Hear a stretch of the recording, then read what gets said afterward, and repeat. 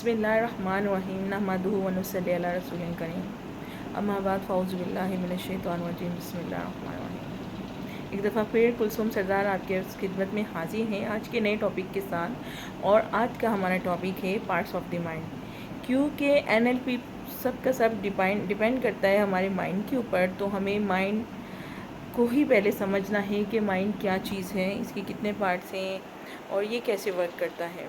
So parts of the mind, there are two parts of the mind, conscious mind and unconscious mind.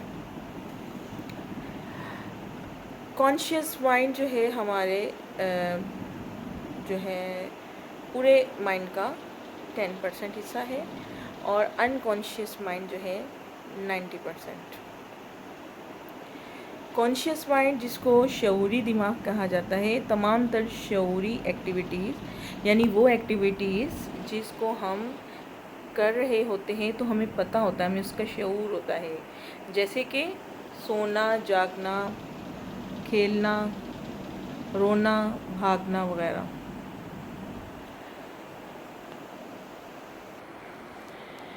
تو جناب وہ تمام activities جو ہمارے کنٹرول میں ہیں وہ کانشیس مائنڈ کے کنٹرول میں ہوں گی، اور اس کا کانشیس مائنڈ کو پتہ ہوگا، وہ ایکٹیویٹیز کانشیس مائنڈ کنٹرول کر رہا ہوگا، شعوری دماغ۔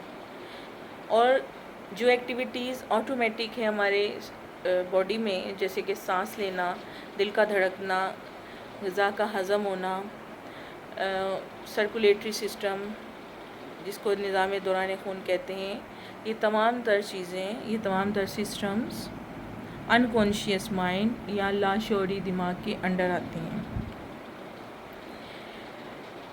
ٹھیک ہے جناب، یہ ہو گئی دو چیزیں۔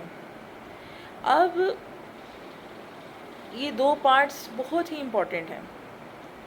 کہنے کا مقصد یہ ہے کہ جو ہمارا لاشعوری دماغ ہے، اور اس کے پاس 90% پاور دی ہے اللہ تعالیٰ نے، اور اسی پاور کی بیس کے اوپر، کیونکہ میں اس کو جانتی ہوں، جان چکی ہوں، اس کا علم ہے، تو اس وجہ سے میں نے اپنے چینل کا نام بھی ماسٹری آف انفینٹی رکھا، کہ اس پاور کی بیس کے اوپر ہمارا جو انسان کا جو مائنڈ ہے، جو 90% ہے، جس کی طاقت، اس کے پاس انفائنائٹ سورسز ہیں، اس کی پاور انفائنائٹ ہے، کوئی اسے چیلنج نہیں کر سکتا۔ البتہ کیونکہ ہمارا علم بہت کم ہے، اس لیے ہم اپنے آپ کو ہمیشہ انڈر ایسٹیمیٹ کرتے ہیں۔ لیکن ایک دفعہ اگر آپ کو اس مائنڈ کی پاور کا علم ہو جائے، اچھے سے پتہ ہو جائے، نہ صرف پتہ چلے، علم ہو، بلکہ اس کو اپلائی کرنا بھی آتا ہو، تو پھر آپ زندگی کا کوئی بھی ایسا کام نہیں ہے جو آپ اپنے لائف میں نہ کر سکیں۔ ہر وہ کام جو ایک بندہ کہیں پر بھی کر گزرا ہے اور آپ کا وہ خواب ہے، تو آپ بھی وہ کر سکتے ہیں، بھلے آپ کسی جھونپڑی میں پیدا ہوئے۔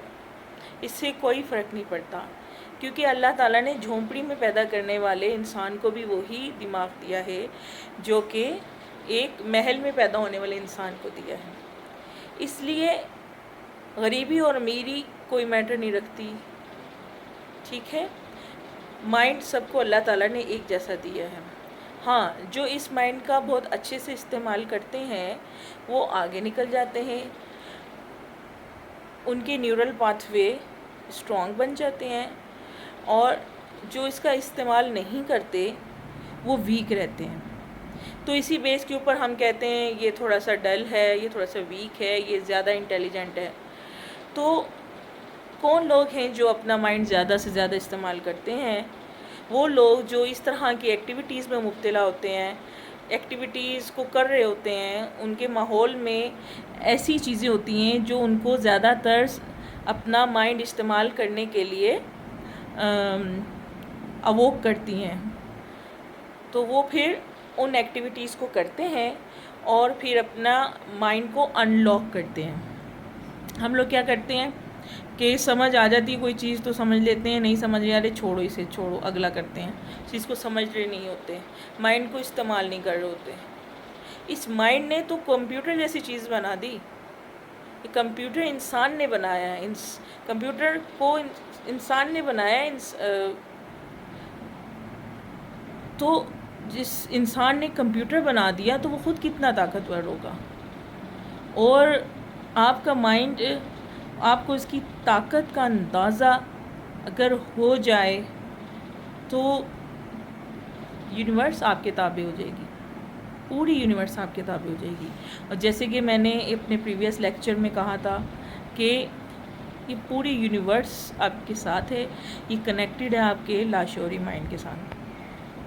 تو آج کے لیکچر میں اتنا ہی کافی ہے، انشاءاللہ نیکسٹ لیکچر میں پھر ملیں گے، تب تک کے لیے اجازت دیجیے، اللہ حافظ۔